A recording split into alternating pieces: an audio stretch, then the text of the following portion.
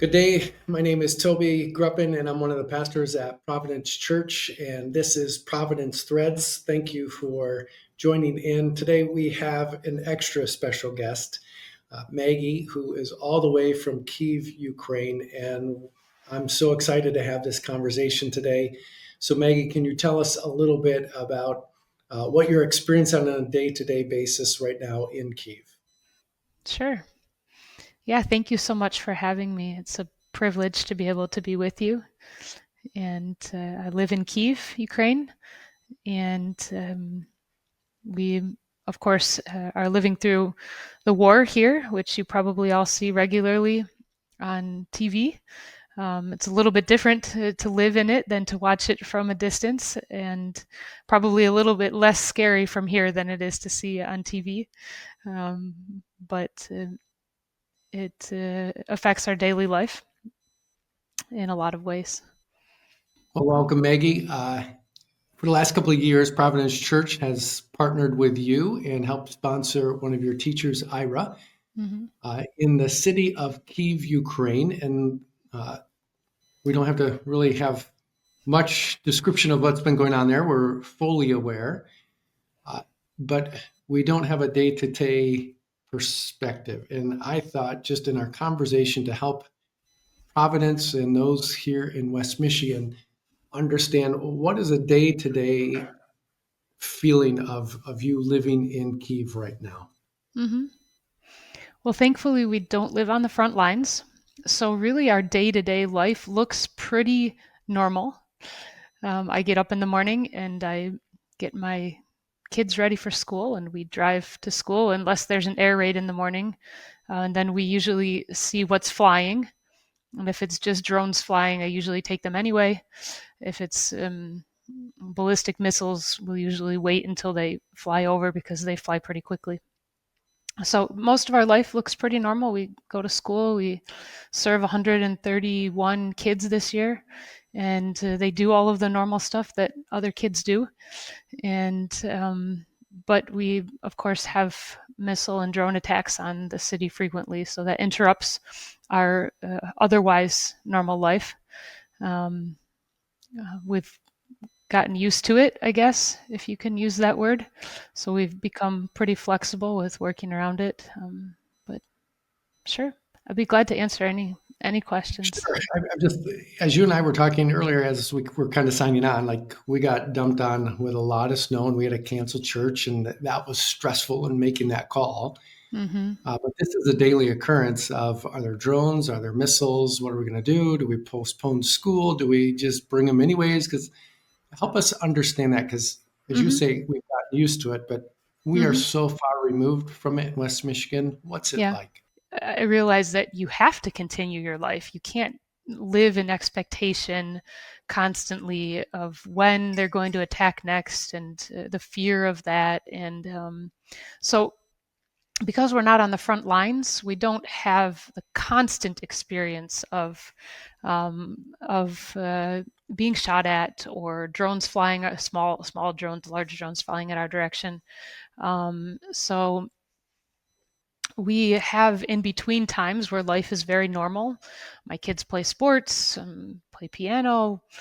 We do all kinds of different activities that kids in the US do, but those can be interrupted at any time by an air raid. And sometimes the air raids are a real threat, and sometimes they're just warning us of a potential threat. So at some point, you just kind of start to ignore it because you have to continue with life.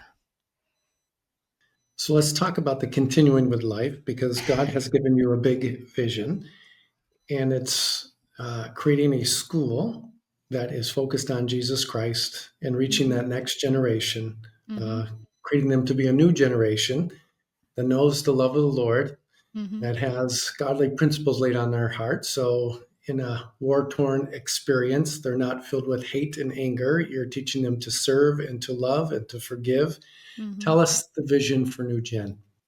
Yeah, we started as a small school with the idea of giving kids a completely different education from what their their parents and also their peers were getting in former Soviet education. And we wanted it to be Christ-centered. We wanted them to learn a biblical worldview, to understand how God sees the world, and to help them learn to love other people, to use their gifts, their talents to make a difference in the world. And so we're now in our 11th year. We've grown up with our kids. They started in first grade and they're now going to be graduating this year. And yeah, and I think the war has been one of the biggest factors in shaping their hearts and minds to love and care for other people and to seek real answers in life. I think sometimes it's the hardships, the challenges that push us outside of the comfortable norm to really consider truth. And I've seen that in our kids, and it's been both a joy to see how the hardship has changed them in good ways, and of course also it's painful to watch the things that they have to go through because of the war. So there's both good and bad sides to it. And with New Gen, you're not just simply a school, but you're just really a community of faith that have brought people together. Yeah. You're doing life together, but it's getting out of the classroom and going out and serving. Talk to us a little bit about that. Mm-hmm. Yeah, we're definitely a community. Our desire is to serve whole families, and we really try to reach parents through their kids. One of our biggest goals is to teach our kids and their families to serve others. So actually, when the war started, before the war, we had one Russian language class a week, because our kids were growing up in a bilingual atmosphere, and we wanted them to be able to separate the two languages. And when the war started, everyone stopped speaking Russian, and we replaced that class with a community service class. So our kids every week participate in different service projects to help other people in the community. We teach them about different needs, everything from homelessness to orphan needs, people with special needs, refugees, soldiers, people who are getting prosthetics because they've been injured in the war. So our kids have participated in so many different projects, and it's my heart. I worked with the homeless before I moved to Ukraine, and so I want them to grow up with a set of excellent knowledge and gifts that they will consider not just a blessing for themselves, but they will see how God wants them to use for others. So we really try to develop that in the hearts of our kids. Yeah. And it's fun to watch them do that. Just on Saturday, we actually had one of the biggest missile and drone attacks since the beginning of the war on Friday night into Saturday morning. And I was supposed to go in the morning with our group of 8th grade students to an orphanage.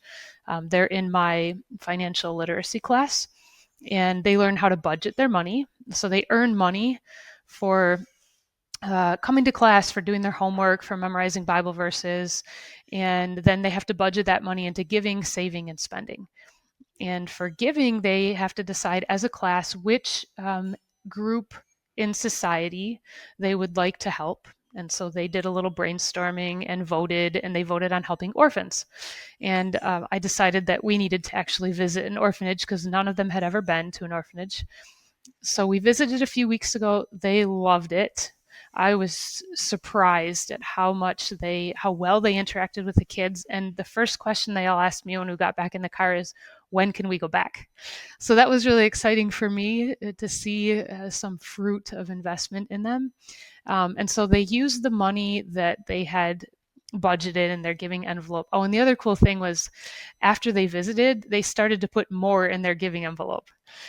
So that was cool. Yeah. And then they used that money to order some needs that the orphanage had. For example, we have blackouts right now because Russia's been attacking our energy infrastructure again.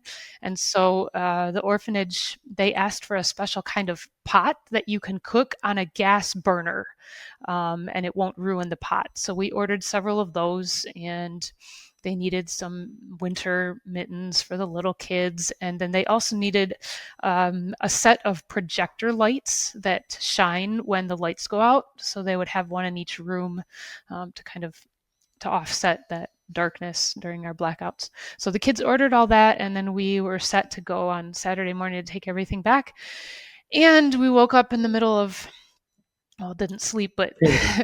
morning came in the middle of a major missile attack. And so we had this stressful morning of writing back and forth and trying to decide whether we should go. And I didn't want to cancel the trip.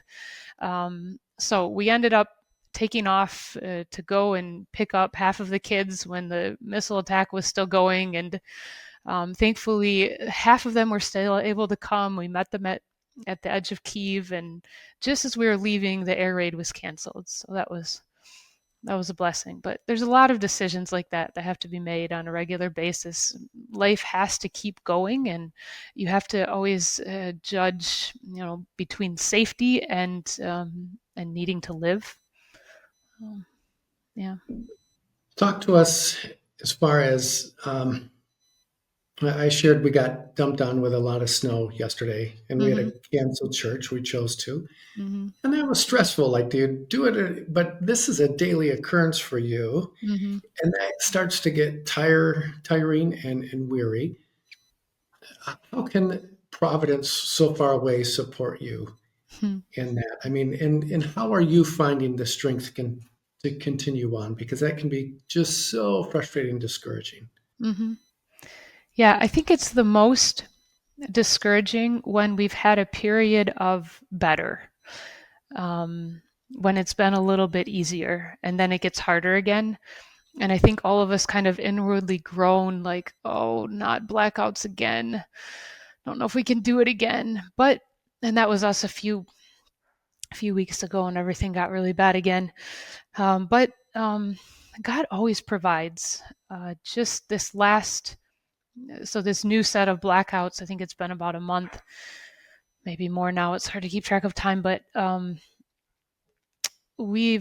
past blackouts, we've relied on our generator to keep everything going, and our generator's not really big enough to cover everything that our building needs, but it covers the main important things like internet for teaching and some lights. If we have to be in the basement, we need the lights on, and some other important things. So when this set of blackouts started, we decided we needed a system. It's called inverter system. It's like a big battery that kicks in when your electricity goes out, and it allows everything to keep running almost without interruption. So we made the decision to put that in, and it's a pretty expensive piece of equipment. And just at that time, we got an unexpected donation that covered that and more. And it was a donation for anything we needed, and so we used it for that. And really thankful because it's made it's taken the edge off of the blackouts this time. So we're thankful for that. But I think remembering and being reminded that God always provides what we need. It constantly brings us back to, okay, this is God's work. We're here doing His work for His kingdom. It's not about us. He wants us to be here because He continues to provide everything we need. I had another recent situation right before this set of blackouts started. I had a call from actually a contact through Providence who's been supporting us. And he said, I have 2 echo flows. Do you need them? And I don't know if you guys know what an echo flow is. We do It's like not know what an echo flow is. echo flows are the best thing ever. Every Ukrainian loves their echo flow. It's a battery, a big battery that you can plug in your computer or your internet for your home or things like that.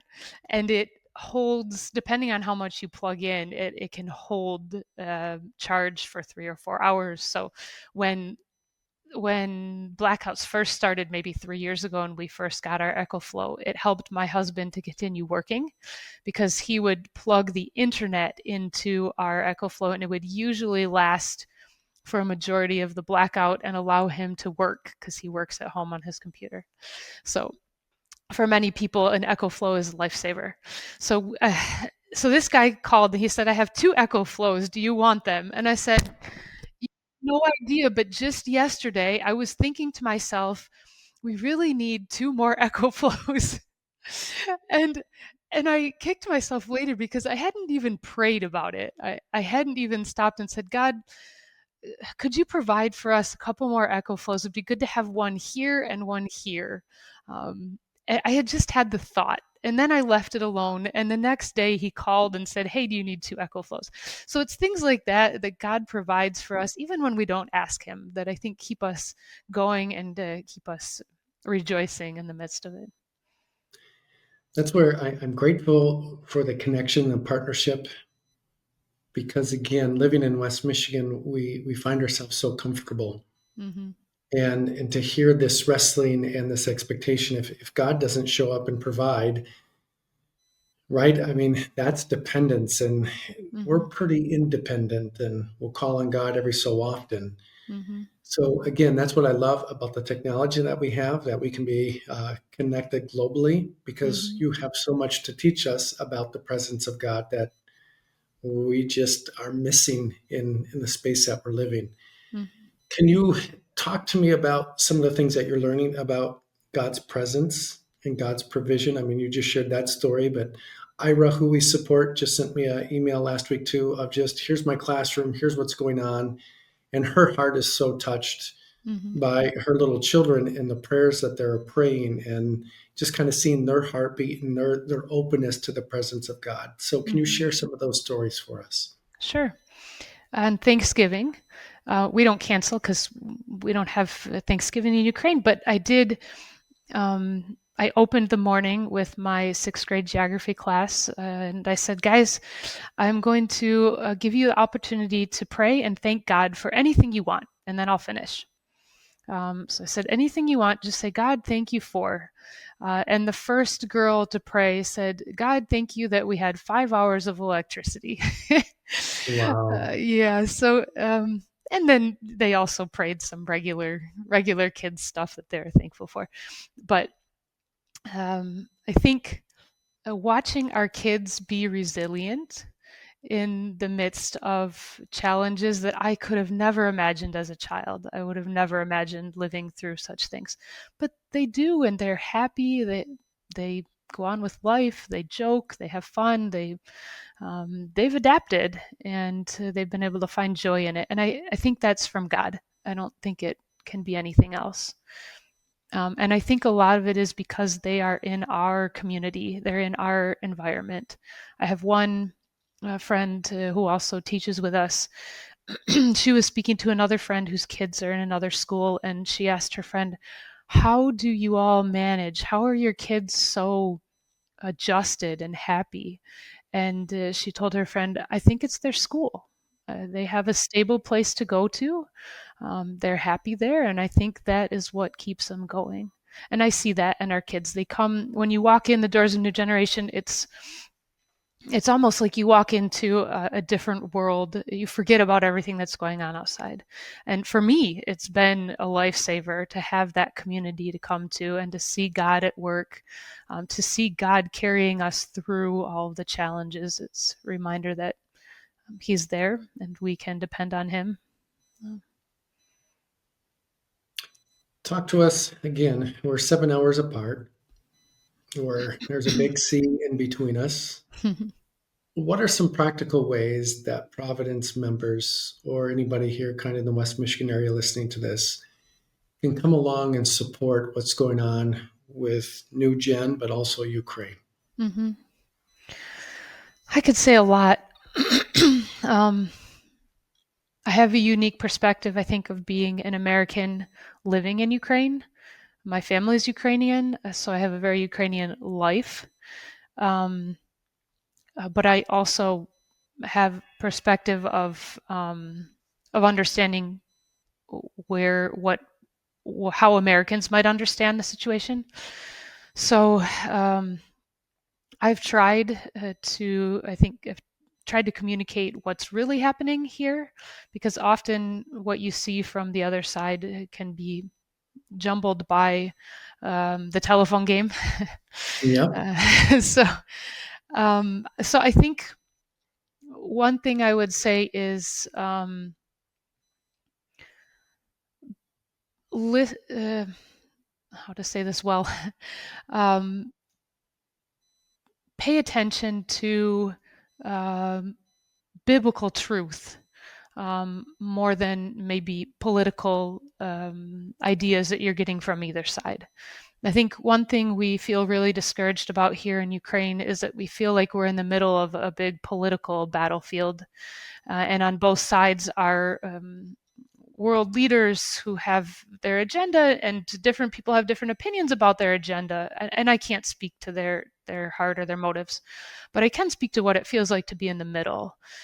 There's 40 million people living in Ukraine in the middle of this political battle, and we want to live. And it's not politics for us; it's life. And so I guess I just would encourage all Americans who probably see more the political battle side of it, that for us it's not politics at all. It's life and death. Yeah. Yeah. And as from a Christian world view, again, we don't talk about this often, but there are battles against flesh and blood. It's powers and principalities. Mm-hmm. And there's a spiritual element that is over all of this, Mm-hmm. that's looking to seek, kill, and destroy. Yeah. When God's heart is about life and flourishing and life to the full. Mm-hmm. Can you speak into that at all? That how are you experiencing that? Are you more aware of that? Mm-hmm. Yeah. Actually, I can connect that a little bit to what's happening in the church here. I would say that before the war, the Ukrainian church, the Protestant church, was kind of falling into the same comfort that you expressed, is in the American church. And so the war woke up the church to that. And that's been such a good thing. We, we see so many churches involved in ministry and service and reaching out to people, and generosity, perseverance, trusting God. And all of a sudden, the things that are really important became important again. So I think that's been one of the. Can you say more to that? Because I was just at a church plant gathering last week, Mm-hmm, and one of the speakers said, "Comfort kills mission." mm-hmm, So when you 100%. say, "Boy, we got back to the important things again," what describe some of that was missing and what you see has come back to life? Mm-hmm. So I think people remembered what Christianity is about. It's not a social club. It's about Christ. And Christ gives an example for us to care about others. And there are a lot of people to care about in Ukraine. So the Protestant church has taken the bulk of caring for those who have been affected by the war. Almost every church I know, I probably can't think of a single church that I know of that isn't doing something to serve people who are affected by the war in some way. And for a lot of churches, that's refugee ministry. Many people have joined churches through humanitarian aid, outreach to refugees and displaced people. Many churches are sending chaplains to the front line or into the hospitals. Our church has a chaplain ministry with a group of men who visit the hospitals regularly on the weekends and reach out to the guys who are there. A lot of the guys who come to Kyiv hospitals after injuries, they're there for a year or more with really serious injuries. So it's an opportunity to share the gospel with them and to bring Mhm. practical hope into their lives, to minister to their families who come to visit them. So there are so many practical ways that the church has woken up and is out there, hands and feet serving people, and I love that. It's been wonderful to see. I love your heart, and I mean, again, we got to hear back in our context that is so comfortable. The Mm-hmm. church, God is waking up the church in special and unique ways, even in the difficult situations. Mm-hmm. I think because of, yeah, God uses, and the Bible talks about that, that hardship reminds us of what is important and true. It's dangerous to, it's dangerous when everything is too good. So sometimes I remember that, and I don't want to say that I thank God for the war because too many No. people have suffered. But I thank God for what He's doing because of the war. I guess it's probably the better way to say it. Maggie, specifically for Providence, we're going to be putting this out to the Providence family. Any words you'd like to share with them? Or, I mean, it's the holiday season. So, what I love about your stories that you're just sharing right now is we're going to celebrate Christmas, and it's all about Jesus leaving heaven, saying, I love these people too much. I will take upon flesh. I will dwell with them. I'm hearing from you. The Ukrainian church is they're the hands and feet of Christ right now, Mm-hmm. in very difficult situations, but in very beautiful ways. Mm-hmm. As we look at kind of Christmas, and everybody kind of gets in that mindset of, oh, another year's done, and how do we move into a new year? Again, any specific ways that the Providence family can continue to support you or support you differently through interaction, prayer, or resourcing? Could you speak into that for us? Yeah, sure. I can share several ways that Providence can pray. One practical way that we are looking for help, and then just financially. I guess I'll start with financially. Thank you so much for your faithful support for New Generation, for IRA, for the last 4 years. We are very much dependent on financial support. Our mission as an organization is to serve families who wouldn't otherwise be able to afford such an opportunity. So we serve lower middle income families in Kyiv who often both parents work, they rent an apartment, they take public transportation, but they want a different opportunity for their kids. So we are really thankful to be able to keep tuition affordable for them. But that means that we are dependent on outside donors and probably always will be. So one of the programs that we have is what you guys participate in. It's our One Church, One Teacher program. And you've been our most faithful church in this. And so we're so thankful. Yay! Yeah. Go We have some Providence. other churches, yeah, who are partly, but you guys have fully supported IRA for 4 years now, I believe. And it's such a big encouragement to her to know that your church family is supporting her. So the way it works is we match our Ukrainian missionaries with a church in the West. They're not able to come there and do church support raising like an American missionary would. So we do that for them. But then you guys build a relationship with her, and she's very much encouraged by that. And I know the kids are too. So thank you for that. We always have more needs, always have financial needs. And I guess I'll segue that into one of the ways that you can pray for us. We have outgrown our current building a long time ago. We've been very creative to make it work. And when the war started, we lost a lot of families who moved away. So it kind of temporarily eased the situation, but we've grown back to the size we were before the war, and we will be bigger next year. So we've also added the need to spend a lot of time in our bomb shelter, which is not big enough for all of us, although we're very thankful that God provided a building long before we knew we would need a bomb shelter that has one. So that was also God's providence in our story. So please pray with us. We are looking for other options. We haven't found anything just right. We found one property in the perfect neighborhood in Kyiv. If I had a dream place to continue our ministry, this would be it. So we found one property that we would really like to own and build a building there. And I know that probably sounds crazy to dream about during a war, but we're dreaming. And so we're kind of in the process of finding out what it will look like to obtain that property. We were hoping at first to use the building that's already on the property, but it is not, it's old and it's not really, we can't renovate it long term.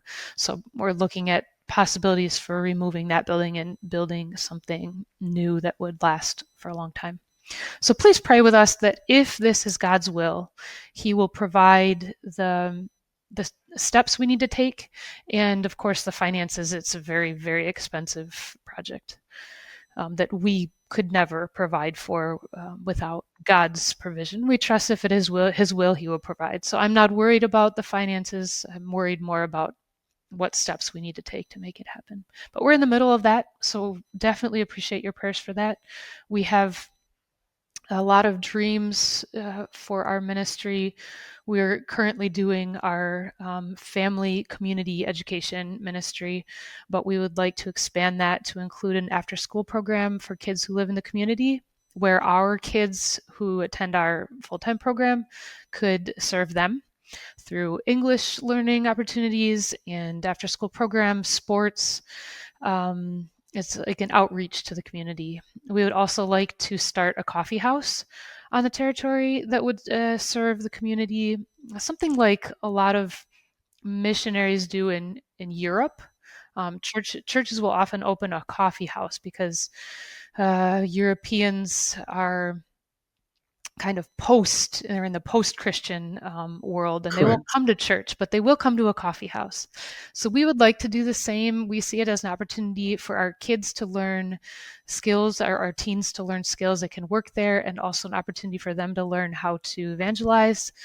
And so those are some of our dreams that we would like to do if we have our own territory. So please pray with us. That would be beautiful. Our Yeah. good friends who are in Apeldoorn, Netherlands, Mm-hmm. they've opened up their own coffee shop. Great. And Yeah, I think that's hearing wonderful. too that the post-Christian, the secular culture, it's hard to relate and to kind of build Mhm. spiritual conversations, but they found some success there. Great. Yeah, it's wonderful. It's a great way to serve the community. Um, it reaches people with an openness that is hard to get in other contexts. So yeah, so we see it as multifunctional, Multi-use. Yeah. multi-purpose. Yeah. But yeah, so those are dreams right now, and if God wills, I know they will happen. So you can pray for that. See, I had written down a couple other things. Oh yeah, if you could pray for our families. Um, Living in the war is very stressful for a lot of reasons. For many people, it's financial stress. They don't know if they'll have their jobs. And that stress affects a lot of families. Many families in Ukraine have gone through or are going through divorce. Um, Different reasons for that. Sometimes because the husband and wife are separated for a long time. A lot of the wives left the country with the kids just for a few months, thinking the war will be over soon. We'll just go to Europe and then come back. And that turned into months, that turned into years. And after you're separated for several years and your lives go in such different directions, a lot of marriages have ended, and in the church as well, unfortunately. So please pray for the families in our community who are under the stress and often without sleep and having to make all of the same decisions in life that the rest of us have, but with a lot of added stress. So that was one thing we really appreciate your prayer for. Also for physical protection for our families and for our building. Every time we have an air attack at night, I pray that the windows won't be blown out in our building. And recently, that's been one of the biggest problems. This attack on Friday night, one half a kilometer this direction and half a kilometer this direction, there was a direct hit, and a lot of buildings lost their windows or roofs. So really thankful for God's provision. Thankfully, our building is kind of tucked away behind a couple of taller ones. So as long as nothing hits in the wrong spot, we're probably safe from that. However, one of the other Christian schools in the city had a drone land in their yard, and they lost all their windows on Saturday morning. So it's a real thing. And for those in West Michigan who've never been to Ukraine, you have similar kind of weather Yeah, patterns as us, correct? So yeah, it's hmm winter, it's cold, it's snow, it's yeah. Yep. So yeah, then the question, they've been covering all of the this weekend. A lot of apartment buildings lost their windows all over the city, and you can't replace them that quickly. It could be months. So they've got plastic and plywood, and that's it. That's the window. One of our families lost their windows about a month ago when a missile landed in between kind of a U shape of apartments, and all those apartments around it all lost their windows. So our poor kid, fifth grader, thankfully he and his mom were in the hallway, because a lot of families will just sleep in the hallway where there's two walls between you and anything that might happen. So they weren't affected. They weren't hit by the glass, but it was very scary for him. mm, Oh. I can't imagine. Well, Maggie, you are an encouragement. You're an inspiration. You're a dear sister in the Lord, and we continue to pray for you, for New Gen. Again, powers and principalities are at play here, and we continue to plead with God. Oh, God, bring peace to Russia and Ukraine. Mm-hmm. So we will continue to join you in that prayer. Yeah, thank you. Um, and I send quite often emails back and forth with Ira. I know Jackie is connected with you and some Uh-huh. others as well. I'd like to have you just share if more people did that to send you prayers and encouragement, would that be like stop sending me emails or would be that something be welcome to you? That would be wonderful, especially if I can share them with our families. I just can't promise to respond to all of them because Exactly, exactly. my Yeah, schedule is very full. It's a lot to keep up with. Oh, and also I forgot to share my one practical way that Providence yeah, can help. If you have brave church members who would like to make a trip to Ukraine, we do a family camp in the summer and we invite all of our families to a camp south of Kyiv, out in the middle of nowhere, where there's no war going on, and just have a week of rest. And we invite whole families, and part of the daily program gives parents a break from the kids, and so we have a separate kids program. And we would love to have a group come from the US and run that kids part of the program. That would be a big blessing to us. So I do know you that. have dates set Yep. for that? Yeah, it's the last week of June. So I think the first day is June 26th and it goes until July 1st, if I remember correctly. Yeah. And running that camp, it would be kind of some sports stuff, but also like a Bible school camp and just keep the kids active. Yeah. So usually the kids part involves a Bible lesson.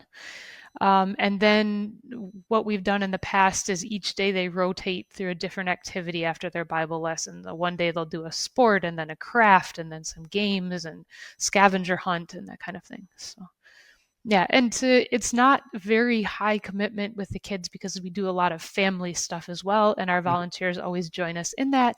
So it's a great opportunity to get to know Ukrainians, to be an encouragement to them, and I hope also be encouraged. Absolutely. Send me some of those details by email, Sure, be glad to. and I will be glad to pass that along. All right, thank you. Well, Maggie, thank you so much.